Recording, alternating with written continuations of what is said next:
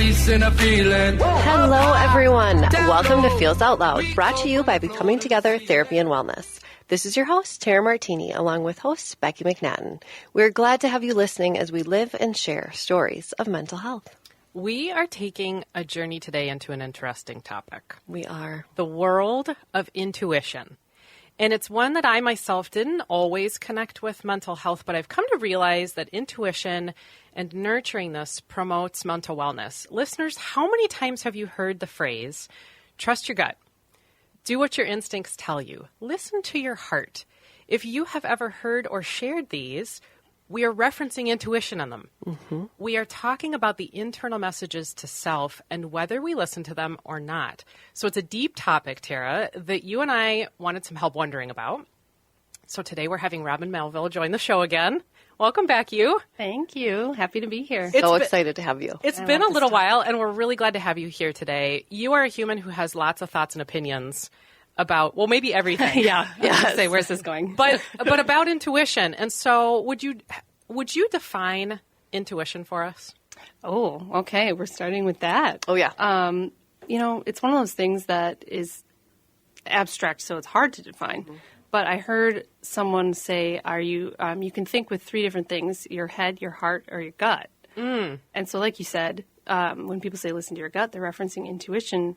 I think it's almost a dance between rational thinking and emotion, but the two of them working together in just kind of having this knowing within you. And you can't explain how you have it. You just know. Yeah, well, it makes me think about several weeks ago, we did a show on mind-body awareness with nutrition, and we talked about the gut as the second brain. Yeah. Mm-hmm. So it is like another part of the way that we think. Why do you think intuition is important when considering mental health and wellness? I think it's kind of like an inner compass. It's beautiful way to describe it. It's like giving you a message of what you need. A lot of times we can think and rationalize things, but it doesn't feel right. And then there's kind of like I don't know what I did here that isn't right, but the intuition is kind of that guide that, we all have our own individual needs, and that's what you can follow for that one. Mm-hmm. Tara, what would you say? Why do you think intuition is important when considering mental health and wellness? Well, I think to go off of Robin's concept of looking at it as an inner compass, I think of it in a similar way. And to add to that would be, if you look at our senses, our five senses, we use that to guide ourselves a lot when we're on a journey. All the time. And I see intuition as that sixth sense in a way. Right? We're using it to guide. We use what we see and what we hear and what we taste and feel to guide us. We also use that feeling that we have, that gut feeling and just that knowing. Mm-hmm. We don't know what that knowing is, but we do guide it, whether we're on a physical journey or a mental journey. Mm-hmm. We use it to guide us to make those decisions. Yeah. Well, and you bring up such a good point that intuition in that way helps us navigate emotions as we might be experiencing them. It might even help us determine why we might be having emotions. And from a mental health and wellness space, it may be a helpful sensory tool for assessment of those. It can. And it can be used almost as a coping mechanism or a coping skill, right? To increase, to help us with self-awareness and things like that, to help us get grounded. I totally get that. We're going to be talking really our whole show today on why is intuition important? What builds intuition? How intuition connects to the mind and body? All sorts of things. Such an interesting topic here with people who have lots of opinions.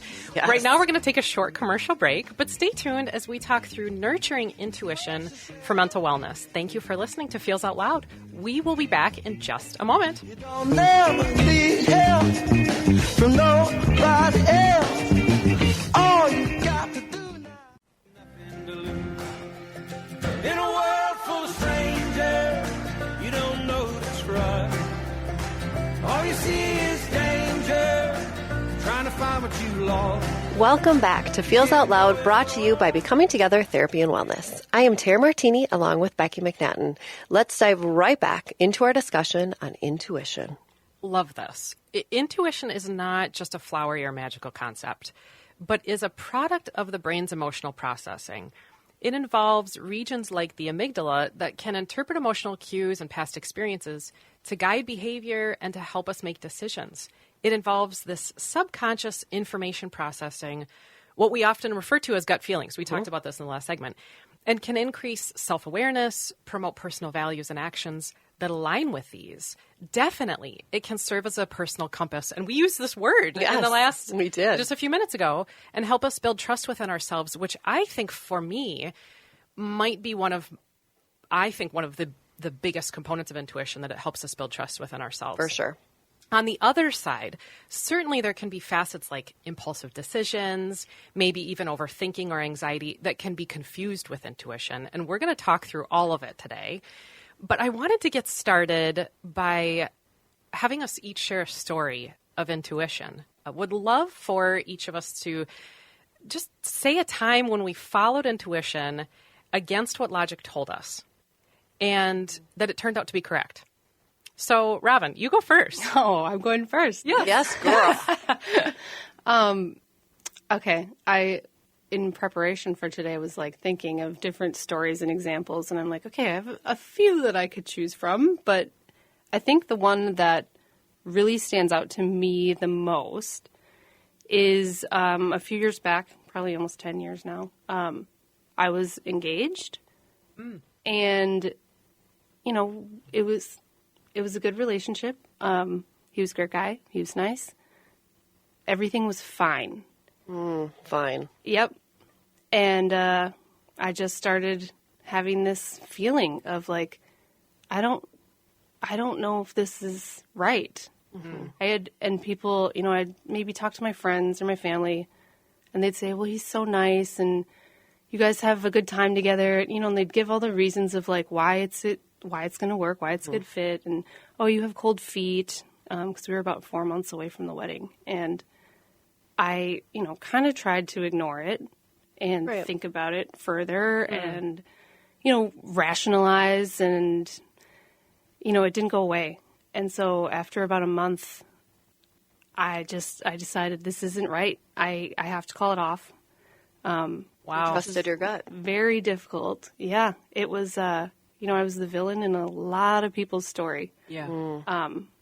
My parents really liked him too. And, like I said, great guy. And so I was the bad guy there, but I couldn't do it. I felt that like this is not what I'm supposed to do. Rationally, it would have made sense to stay for a number of reasons. Right. Emotionally, I did care about him, so I could have, justified it that way. But that intuition piece was like, no, we're not going down this path. And it was probably one of the best decisions I've made. Okay, so it worked out. What a beautiful example of logic saying one thing, intuition kind of having this tug in a different direction that actually doesn't really even make any sense. And at the time doesn't make any sense, but with a knowing later on, it worked out. Tara, what about you? Well, my story of intuition involves you. Okay. I had been teaching for 20 years, and that's the role that everyone saw me retiring in. And I woke up one day and was like, I'm going to leave teaching. And I am going to start this adventure with someone I've not known very long at all. Yeah. Who is starting an adventure of her own. And I think for me, I was very comfortable trusting my gut. It was more convincing the parental figures. Hey, mom and dad, I'm just going off of my gut feeling that I'm going to quit my career of 20 years for this new adventure, which involves going back to school and, working for this small practice. And they were like, okay. Okay, are you sure? You think that's a good idea? Yeah, glad you're going with your gut and intuition. But it just felt so right. When you look at it logically, it did not make sense, right? Like, why would you leave, a career in retirement and all those things? But I think you trust it, and your intuition is there for a reason. Yeah. And when it so profoundly says yes, you have to listen to it. It's there for a reason. And I listen to it. Yeah. And my parents now go, that was the best decision you've ever made in your entire life. Wow. And at the time you didn't know what you didn't know. Right. While also acknowledging what a terrifying decision. And thank goodness it worked out. Yeah. But knowing, yes. I think they, like, when it is when it's a terrifying decision, you know that it's your intuition because Yes. you can't reason it. Yeah. Yes. Well, I picked an intuition moment that was just a daily life example. That's a great one. Where I didn't even know it was intuition at the time. So, listeners, put yourself first day of high school. Terrifying right there. My first day of high school, homeroom, and we had to show up to homeroom. I go into the room, and you could sit wherever you wanted. And I picked a spot in between two people that there was one empty chair. And I kind of knew one person. I didn't know the other person at all. And so homeroom teacher starts class and says, turn to one of your neighbors and ask these 5 questions that are on the board. Basic get to know you stuff. And I had logic that said, well, turn to the person who you know. You remembered him from junior high. Or I could have turned to this person who I had no idea, but logic would say, turn to the right, to the person who you would know who they are. Intuition said, turn to the left. Okay. And talk to the person who's next to you. And that person became one of my best friends, who became my husband. I knew it. That is how I met him. Goosebumps everywhere. That is how I met him. And had I turned to the right that day, I don't know if the story would have been the exact same. But I didn't know in that moment, even because it was so in the second, and I just made a decision. But I followed something else than what logic said, and I know that. I was definitely more anxious, and you mentioned kind of, we sort of fear something. I was more anxious about turning to a person who I had no idea who it was. But in these stories, what do you think we listened to? And how did you know to listen to it and not dismiss it? Honestly, I tried dismissing mine. Okay. That's how I knew to listen to it. Because it didn't go away. Right. And Got then it. it was like this huge decision that everyone in my life is telling me, like, nah, that's just cold feet. And so I, tried not to listen to it. But I think it doesn't go away. I think it is, although you were young and you were in high school, you're still in high school, right? You had lived a life. Yeah. We all were in different life stages, but we had lived a good amount of life. So I think it's our minds and our bodies saying, taking this combination of lived experiences and emotions and lessons we've already learned and taking that and going, okay, we're going to take all of this within you and help guide you in decision making. I'm glad you said that because that does remind me of the definition I thought of after I said the earlier Go for it, definition. girl. Yeah, go for it. It's like the voice of our subconscious. Yeah. Because it does, Yes. it takes all of those does. stored experiences that we can't consciously recall. So we're not going to be able to share memories of everything that influences us. But it's like our brain and our nervous system, our body still holds on to all of that. Yeah. And so it's bringing all of that into play too. It's remembering all the things that we don't have the capacity to remember. Yeah. And it's showing up for us in a time that we need it to show up for us. Yeah, I think for me, when in the moment, what did I listen to? I listened to that inner voice. It was a voice that said, do something different. And how did I know to listen to it? I think it's been part of my just lifelong journey that maybe is for humans all over the place of trusting myself that even if I'm not okay, I'll be okay. And that was, I used a subtle daily life example that there wasn't going to be anything awful that came from turning to the left and talking to a stranger. But I trusted myself enough that even if this doesn't work out, I'll get through that moment. Right. And I think I trusted that enough to not dismiss the thought, to take the risk. Right. Now you have every listener to this radio show going, Lord, I am not going to avoid listening to myself for any dull daily moment because I could pass up meeting my husband or partner of my dreams. Well, or what you guys both said. Yes. A dream job. The things that impact or shape us as a human being. Sometimes it's our intuition, and you mentioned this, Robin, this nagging sense that became a shaping experience of your lifetime. And one that built for you that I need to listen to me. You need to listen to me. So that brings me to my question on what if your intuitive self and rational self are in conflict? And how do you navigate that? And for our listeners who are sitting with intuitive self and rational self might be in conflict. How do you navigate that? I feel like I chuckled when you said that because it just seems to describe my life every single day. Yeah. Well, I feel like doing this thing. Right. Yeah. Like, well, rationally that doesn't make sense, but let's see. Totally the nature of being a business owner here. Intuitive self and rational self often are in conflict for me too. And navigating that, I would say for me, is sitting with a dialogue of them. Yep. If I have time, I understand the subtleties of. Sometimes we don't have time. We have to make a decision right then. But if I do, I kind of let those parts talk. I think of that inner voice, but I also think of my rational self as another voice. And not that we have to have this unanimous decision making, but I tune into both of them. And considering like the weight of what both of them are saying is pros and cons, because like you could have a lot of rational reasons and only like two from the intuition side, but how much do those two matter? Yeah. And they could outweigh all the ration. Yep. Totally. I am a list maker, so I would do, you mentioned it briefly, I would make a pros and cons.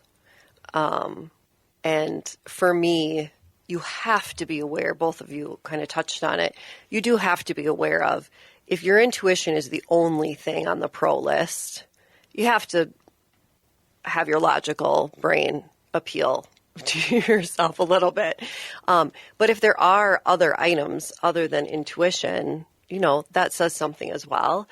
But I think for me, just visually seeing that and then going, step by step and just really taking time to process and reflect if you have the time for it, I think is really important because then you're making an educated decision if you have time to be able to do that. Right. So where do you both notice in your body intuitive reactions? I'd say my chest and my stomach. Kind of just that when something isn't right, you feel it in your stomach, you like have that, people like say I have unease? the pit in my stomach. Yeah. Just that like something's off. And then if something is right, I kind of feel that like pull, like, I don't know, it's like a chest tension almost, but like an excitement of like you're approaching something that is going to be great. Okay. What about you, Tara? I feel a very great sense of peace in my chest when intuition is speaking to me about yes, do that thing. It's just a calm, which is rare. This anxiety-ridden body of mine. Yeah.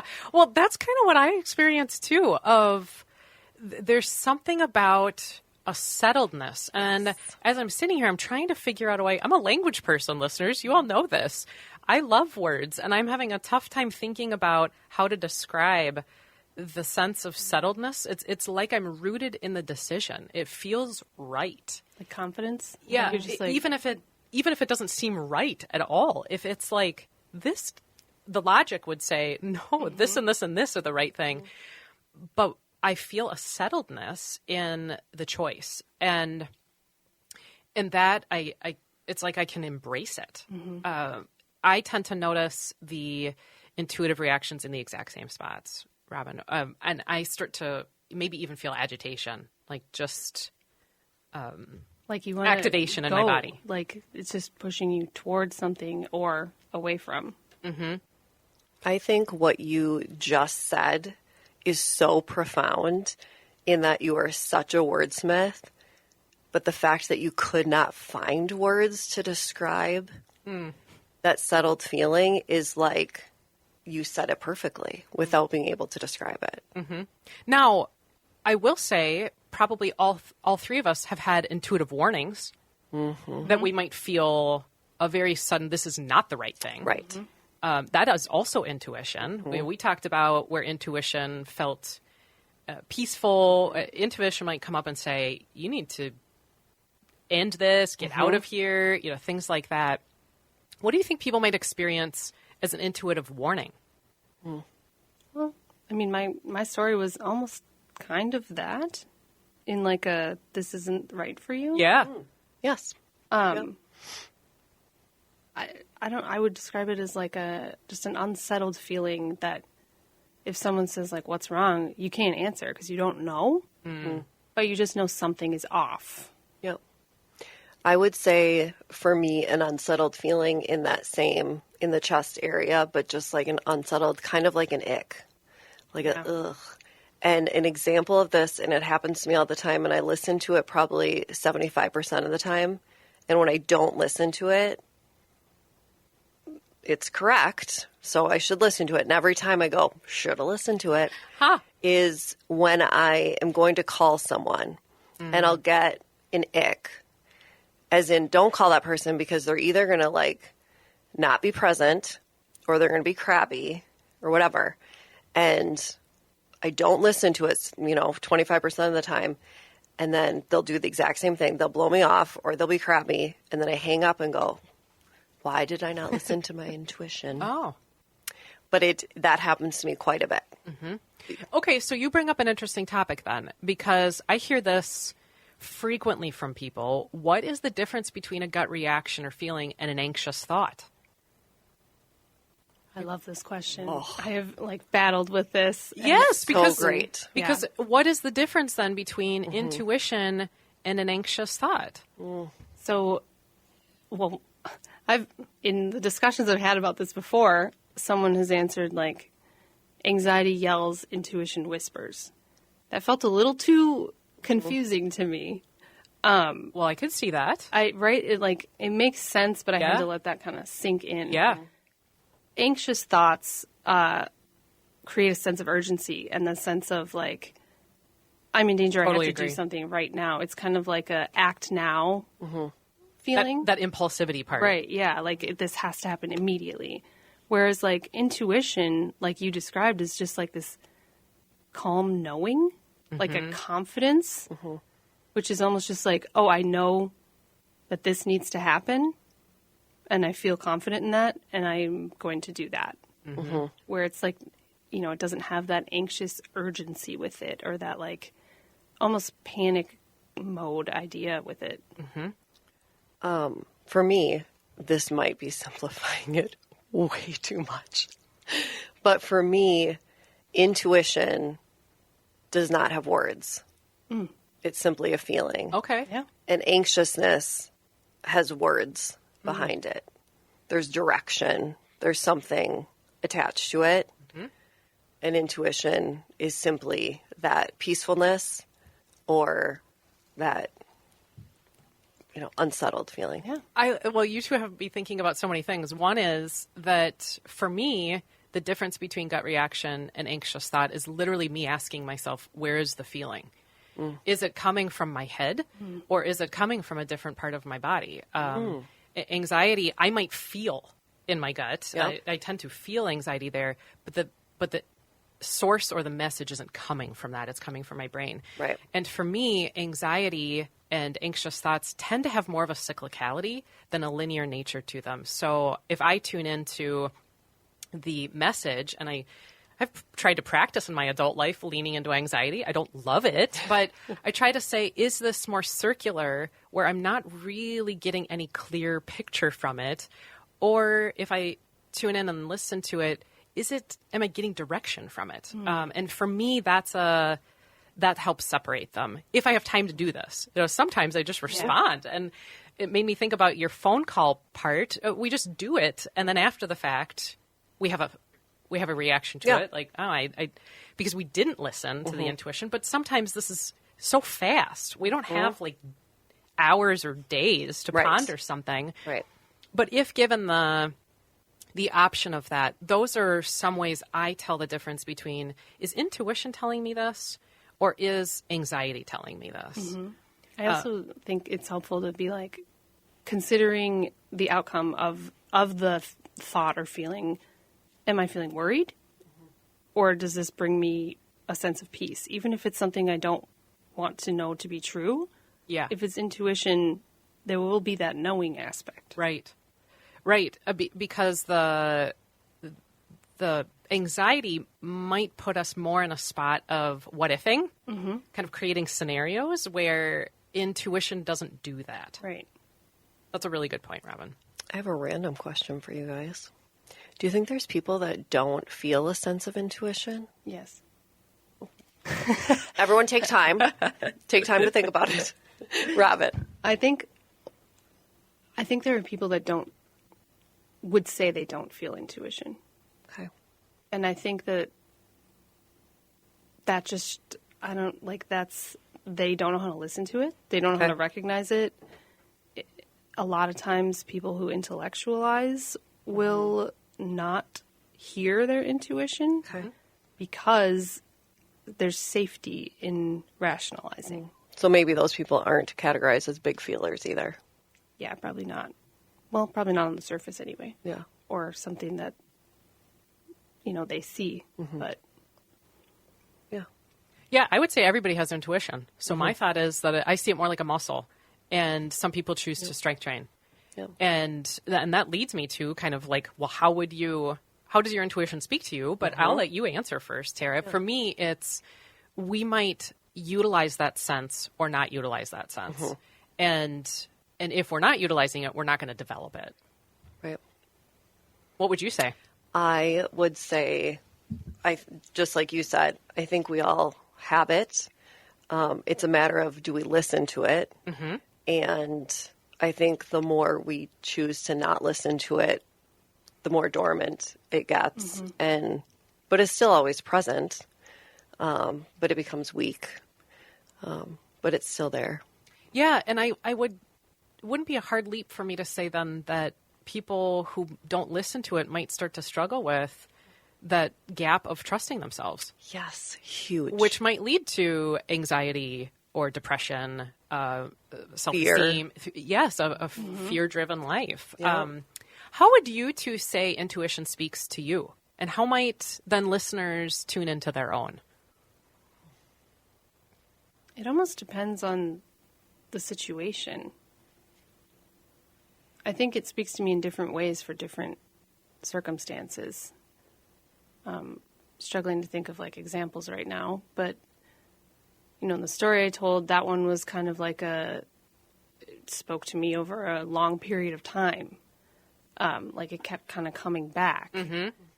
There are other times where it feels like it speaks to me in just it might look like an impulsive decision, which, you know, might be an impulsive decision, mm-hmm. but it's just like, I'm going to do this and because it feels right. It's almost like a flash of lightning. Mm-hmm. So it kind of depends for me.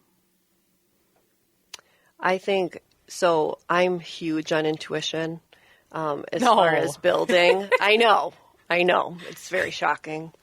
So because I'm such a believer in it, and I think it is something that you can build, like you said, like a muscle that you strengthen, it is something that I practice improving and strengthening.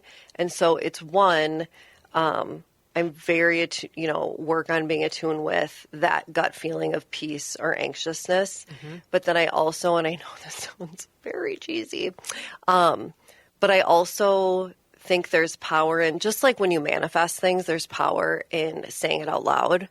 Oh, and yeah. So when I do listen to it or acknowledge it, so I'll say, yes, I hear you. right? Or, okay, I'm not going to do this. And I know that might sound odd, but I think then it just validates it as in, okay, I'm doing this and it's strengthening it. It's acknowledging.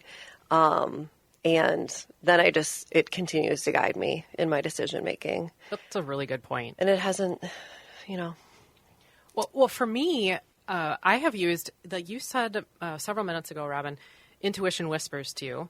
I have used that phrase often. And for me, intuition speaks to me like that. I have said to many people, how can then we practice if intuition whispers to us, giving it the karaoke mic and amplifying it?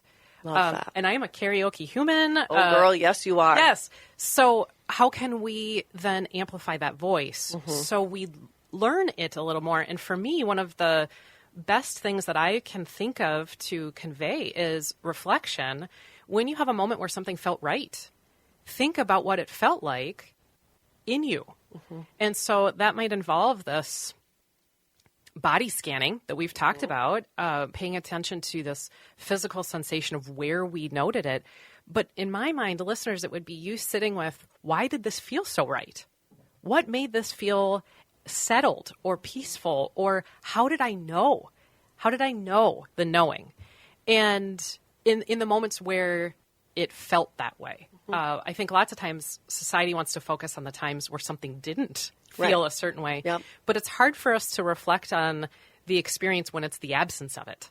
Because then if you do what you just said, because then the next time you're going to recognize it faster. Yes, because to me it's then reviewing those gut feelings and helping build trust in ourselves that one, it existed, that you noticed it, so you'll be able to notice it in the future, but then believe that led you to an outcome that felt right. Yes. To me, that's how we can start to figure out, well, one, it's talking, and two, what's it saying? From a spot that's kind of strengths-based. I definitely think, and Robin, you're a meditation human. Yeah, I was going there already. Yeah, so say more about that as a way to tap into intuition. Yeah.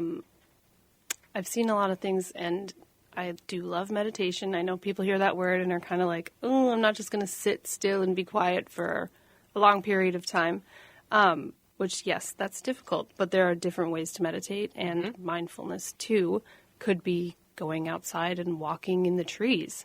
But something that brings you into the present moment, and I think the biggest component for me is like quieting that mind. So there's a quote that says like, quiet the mind to hear the soul. And it's just about being able to quiet your kind of like endless thought train. Yeah. Right. And we're also constantly rationalizing things. Right. And for me, sometimes if I do too much reflection, I can get stuck in my own head of like analyzing. And that almost like makes it more difficult to recognize. So there are times where I think almost like setting it down and doing something else that brings you into the present moment, that's when I've noticed like, oh, I can actually hear intuition better right now because I'm not looking directly at it. I'm not actively trying to figure something out. It's coming to me. That's a beautiful way to describe it. I totally get that. I love that. It's coming to me. And makes me think about how then doing that and fostering or cultivating intuition would improve mental health. Oh, definitely.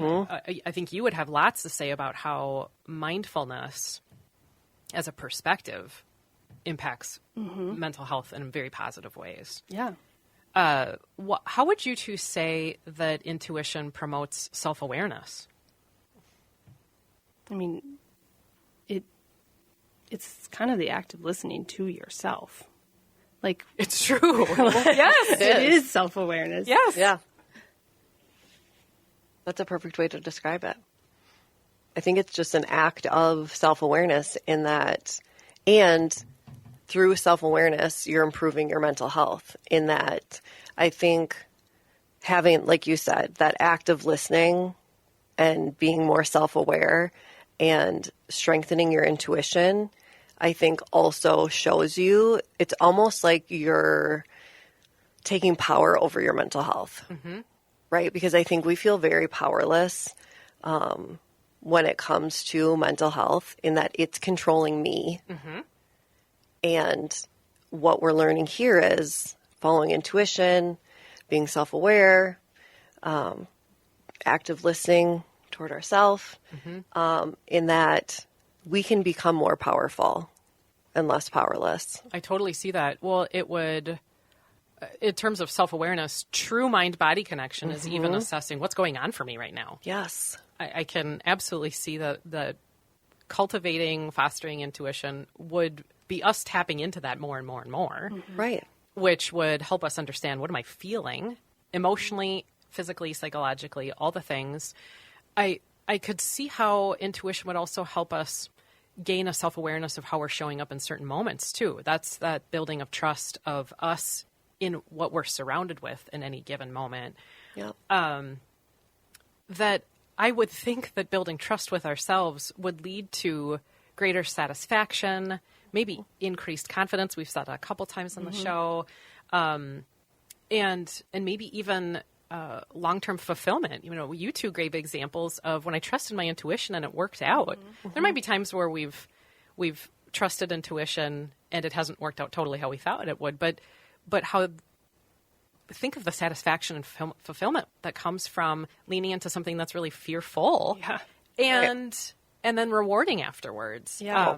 I think of how it would help with conflict resolution, with communication skills. You know, if your confidence improved. I mean, there are so many things. Your management styles, like all of the things. Yeah.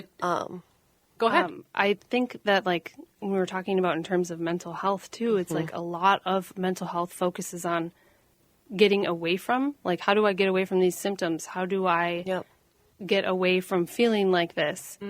Intuition is helping us decide what to go towards. Right. To So sit in it. instead of That's a great way to describe actively it. running away from something, which is more of a fear-based response, intuition pushes us towards what we do want.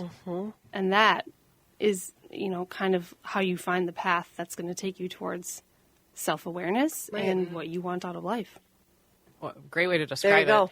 Well, I'm going to give you one of the last questions then.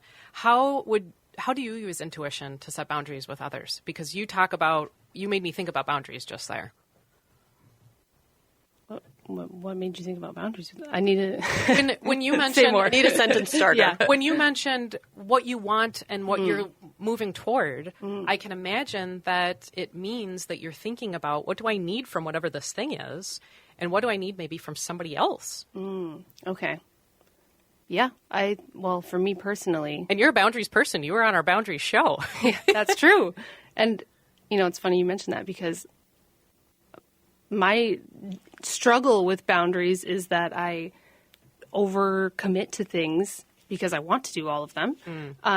So it's more of a seeking rather than an avoidance. But boundaries and intuition, how I see that playing out for me personally, is kind of understanding when something isn't for me. Like, you know, if someone asks me to do something that I know I'm not going to enjoy, it's pretty easy for me to just say, no, that's not for me. Or, like, the number of times I've been invited to an escape room.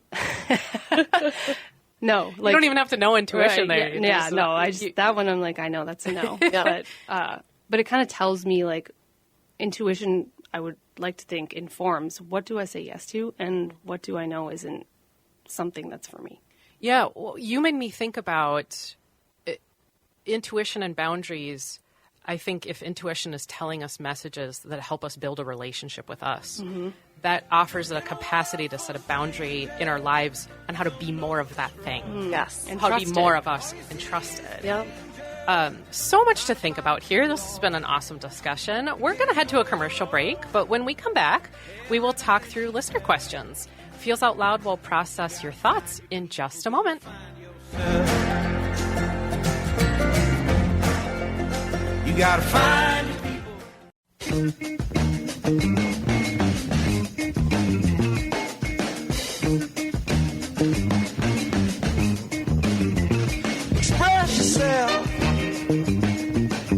are back again with Feels Out Loud, and this part of the show is where we talk through questions from you all, our beautiful listeners. If you have a question related to mental wellness, sharing feelings, or topics for each week that you would like us to process through, please visit our website at becomingtogethermn.com and find the Feels Out Loud page to submit a question directly, or email us at contact@becomingtogethermn.com. Of course, follow us on social media as well. We really do want to hear from you and what you are wondering about. Thank you, listeners, for sending us questions and comments about nurturing intuition. I think this is a new topic for some folks, and one that people were really interested in trying to understand more and grow and develop. So I love that. First listener said, how can intuition help with self-care or knowing our own limits? Which actually harkens back to just a few minutes ago when we were talking about boundaries. Right. That is, boundaries are an understanding of limits. What would you two say? Robin, you start with, how can intuition help with self-care? Yeah, I think, kind of like we were talking about with boundaries and also that mind-body connection of recognizing our limits in a way of, what do you feel? Are you feeling exhausted? Are you feeling drained? Are you feeling like you're losing motivation? And recognizing that not as like a limitation or anything about your abilities, but more about like, what is your capacity right now? And intuitively, you will be told like when to slow down. Yeah. Yeah, you make me think about maybe intuition would start to tell us when we're approaching those limits before we've surpassed the limits and would note the physical impact of that. Right. Do you have thoughts about that, Tara? Yeah, I think that as humans, we do a better job listening to our intuition when it comes to big decision making and things like that, or if we're in a situation. But I think when it comes to self-care, I don't think we listen to it as well. So, for example, like if you're at work and it's about workload, which is a universal concept, I think we tend to ignore it more, right? When it comes to self-care and nurturing the balance, I think our intuition is saying, nope, don't take on that new project, or don't take that new client, or whatever it is. And we go, oh, no. Yeah. Oh, this will be fine. Yeah. But saying no is a form of self-care and creating more of that balance. I think we need to get better at listening to that every day. Yeah. Well, you bring up such Intuition. a good concept here that actually leads to the second question. But you said intuition can be the use of the word no. Intuition might be telling us don't do something. It isn't always saying do something. Right. So it might be setting a limit or a boundary. Intuition is telling us that, which is a method, which is what second listener said. They asked, what methods do you use to tune into your intuition and hear that inner voice? And you might be practicing the use of the word no, maybe. Yes. Or how does it reflect on a daily basis in self-care? For me, journaling is a great strategy for tuning into my intuition and what my inner voice is saying. Sometimes, as I mentioned in the last segment, the dialogue, I've even written that out. What does logic say? You said pros and cons. Robin, what would you say? I do like to, that's when, I turn to meditation, whether it's guided or silent or walking or nature also is a huge component in this of just going outside and letting yourself be curious and explore, kind of like when you're a kid. And it just kind of starts to come to you in that way. I watched Pocahontas recently, and the song when she's talking about listening to the wind, and Grandmother Willow is basically like the representation of intuition. Yeah. Where it's kind of like, let yourself hear what's going on around you and within you. Good reference. And beautiful way to describe sometimes just literally put yourself in nature. Wow, we're at the end of our show already for today. Thank you for listening this morning, everyone. Join us next week as we process more mental health-focused topics. And in the week ahead, be kind to yourself. Remember that connection fosters wellness, and your voice is one that the world around you needs to hear. Share yourselves, friends.